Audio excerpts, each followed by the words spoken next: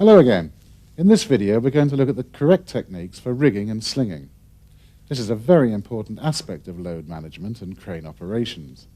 Knowing the different types of rigging and slinging equipment, when to use them and how to use them, is critical to safe operations on the rig. Rigging and slinging of the loads is carried out by the roustabouts under the supervision of the crane operator. Ultimately, it is the crane operator's responsibility to ensure that the load is correctly slung and fastened to the crane hook. If the load is not correctly slung and fastened, the lifting operation must be stopped and the load correctly reslung before starting to lift. So that means no sleeping on the job, lazy bones. Tom, wake up and pay attention. Once you start operating cranes, you'll develop a sense for the weight of different loads, and that'll help you a lot. But you shouldn't rely only on your instincts. There's a lot more that goes into load management and preparation. We'll look at selecting the right lifting gear, how to inspect your slings, and some of the lifting arrangements that you will be using. Your supervisor will know the weight of loads you'll be lifting, and if the load is part of a shipment, the manifest will document the size and weight of each load to be lifted and any other special instructions to be observed. Knowing what lifting gear to use on what job is a vital part of rigging and slinging. This means knowing the safe working load of the sling, shackle, bridle, or any other piece of equipment you'll be using. You can find the safe working load stamped on most pieces of equipment. If you can't find the stamp, you should look in the lifting gear register, where all the equipment is logged by an ID number. This sling, for example, has the safe working load stamped into the ferrule. This is a basic wire rope sling. At each end there's a loop called the eye. These are bound by ferrules, and the section in between is called the standing part. It can be used on a wide variety of jobs. This is a factory-made sling, and it is tested and certified by the manufacturer. The use of homemade slings like this is completely forbidden on Sedco 4X rigs. The sling can be made into a hitch, as you can see here. This has a sort of noose effect that tightens around the load as you lift. You should be aware that this type of sling can be easily damaged if incorrectly used. This sling has had the eye strengthened by the addition of an eye splice or thimble. This is a choker sling with an open sliding hook. These were once used for slinging loads of tubulars, but they are now forbidden on all Sedco 4X rigs. This slinging arrangement must not be used.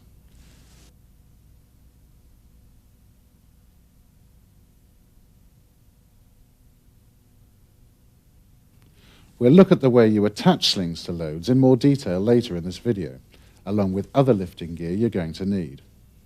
There are some simple laws of physics to remember when attaching loads with slings. All slings are rated on what's called a straight pull. That is, with the sling vertically above the load. The more the sling moves from this angle, the less its capacity for lifting.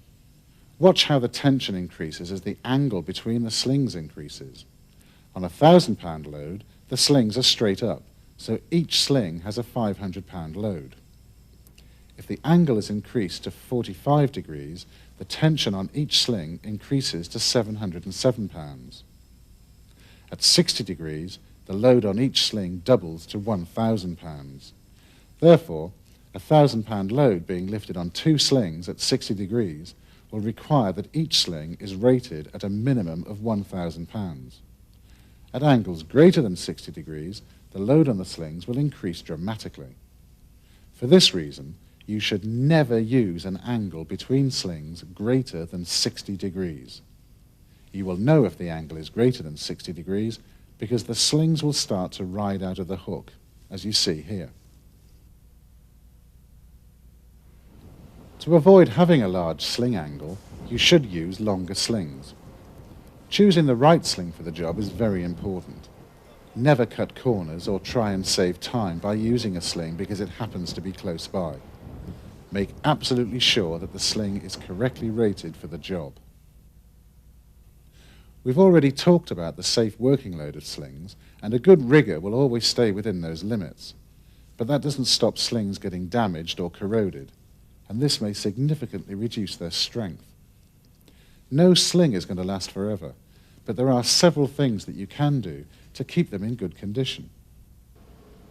Make sure your slings are stored correctly. Don't leave your slings lying around on the deck where they may be exposed to the elements. They will corrode very rapidly. They will also be exposed to mechanical or chemical damage. If the grease wears off, the sling can become rusty, like the one you see here, which is dangerous. If you find a sling in this condition, bring it to the attention of your supervisor. It is Sedco Forex policy that all lifting equipment should be inspected to see if it is safe to use every 6 months. All lifting equipment must be color-coded. If the color code on the lifting equipment is different to the color code applicable to the rig at a particular time, then it should not be used. Lifting equipment must be identified and recorded in the lifting equipment register. Okay, you've got your load, you've got your slings, and now you need to attach the two. Let's take a look at some of the lifting equipment that you can use. A bridle allows you to attach several slings to a load.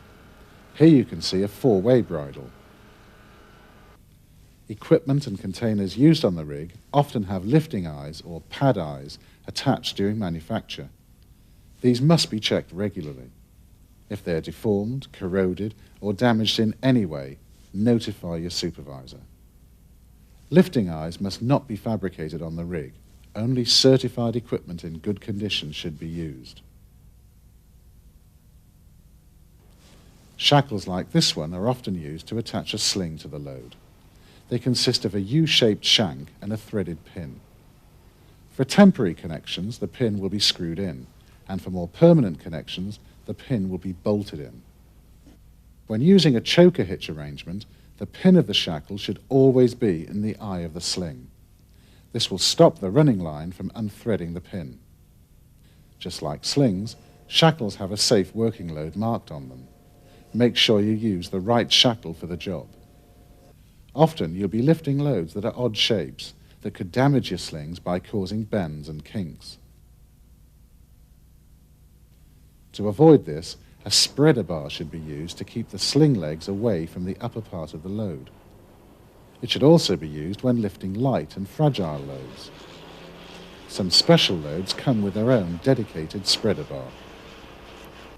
Web slings are made from canvas or synthetic fabric such as Kevlar. As they're softer than wire rope slings, they're used for fragile loads or special tools.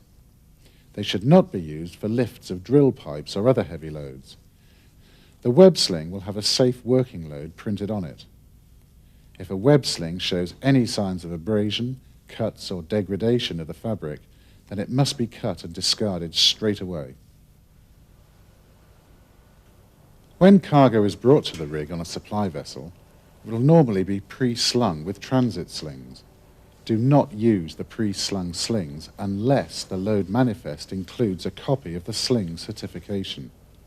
Great care should be taken to verify that the sling capacity is greater than the weight of the load. During offshore lifting operations, the effective load may be increased because of the relative motion of the rig and the supply vessel. For this reason, you should ensure that your slings and shackles are rated to at least double the capacity of the load they are to lift. Do not assume that because you've seen a certificate, the slings will be in good condition. A visual inspection should always be made. Transit slings should not be used for general lifting operations on the rig.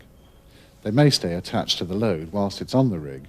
If not, then they should be removed and either returned to the supply vessel or put in a special store to be reused when the load is dispatched from the rig. When a load is being transferred to the rig, roustabouts must use taglines to ensure that the load remains in close control and does not spin or swing. The tagline should be of adequate length to ensure that the roustabouts are well clear of the load when guiding it. The taglines must also be thick enough so that they can be gripped properly. When you are using a tagline, never jerk it, as it may cause the load to shift or spin. Sometimes you may have to use a cargo net, which is as it sounds, a net you use to lift cargo with. The net is square-shaped and the four corners are brought together to make a bag in which the cargo is placed. A cargo net will only be used when the use of slings is either impractical or impossible. When cargo is delivered by a supply vessel, there's a good chance that sea fastenings will have been used to hold it secure during the voyage. Ensure that the sea fastenings have been removed, or you may find yourself trying to lift the boat as well as the load. This could lead to a catastrophic failure of your lifting gear, or even the crane itself. In this video, it would be impossible to show you every rigging situation you may come across. If you know the correct procedures for selecting lifting equipment, attaching it to the load, and maintaining it, then you won't have any problems. Selection. Correctly size the equipment for the job. Attachment. Ensure that the load is correctly attached. Maintenance. Inspect your equipment regularly and ensure that it has the correct color code. Simple, really. If you are uncertain about something, then I'm sure by now you know what to do. That's right. Ask your supervisor. Okay, it's time to go and start rigging and slinging.